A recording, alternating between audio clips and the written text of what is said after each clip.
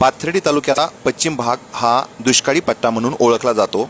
मात्र गेल्या काही वर्षात शेतकऱ्यांनी मोठ्या कष्टाने आणि पाण्याची काटकसर करत फळबागा फुलवल्या आहेत. संत्रा, डाळिंब, मोसंबी अशी विविध प्रकारची फळबागांची लागवड या भागातील शेतकऱ्यांनी केली आहे.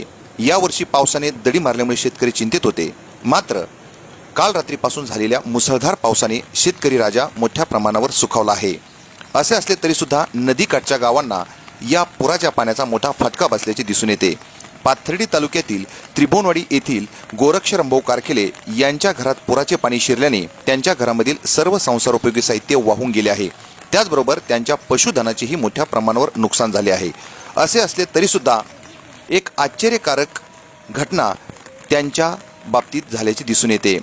बैसोनी पाण्यावरी वाचली ज्ञानेश्वरी, त्याचबरोबर जळी दगडासहित वह्या तारियेल्या जायशा लाह्या हे आपण नेहमी ऐकतो. मात्र खरंच ज्ञानेश्वरी भगवद्गीता पाण्यावर तरंगली का असा प्रश्न अनेकांना पडतो. मात्र ह्या बाबत सत्य घटना या त्रिभुवनवाडीच्या शिवारामध्ये घडल्याचे दिसून येते.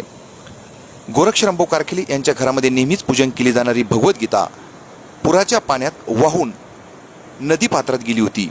नदीपात्रात रात्रभर ती पाण्यामध्ये फिरत होती.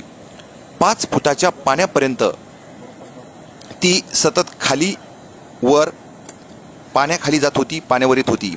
मात्र मदत कार्य करत असताना आदर्श शिक्षक विजय कारखेले यांच्या लक्षात आल्यानंतर त्यांनी गोरक्ष कारखेले आणि उद्धव कारखेले यांच्या मदतीने ही भगवद्गीता पाण्यातून बाहेर काढली. आश्चर्यकारक गोष्ट म्हणजे ही भगवद्गीता पाण्यावर रात्रभर तरंगत होती. त्याचबरोबर या भगवद्गीतेचे एकही पान भिजलेले नाही.